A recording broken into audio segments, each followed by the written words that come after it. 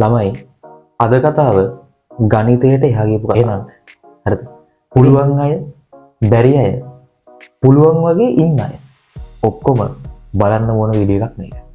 තව ඔයාට හරියටම දින ළමයි සති 2යි. අධ්‍යාපනය කියන අත්තරු දෙක ඔයා ලබා ගත්තොත් ළමයි ඔයාට මේ කතාව තුළ පියාඹන එක හරි ලේසි.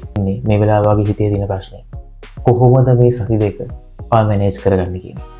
ඒකට මට දෙන්න තියෙන ලස්සනම කතාව මම ඔයාට දෙන්නේ අකුරු කිහිපයක වචන දෙකක් විතරයි. ඉතින් දවස් වලින් හිතුවොත් ඔයාට තියෙන දවස් 14 තමයි.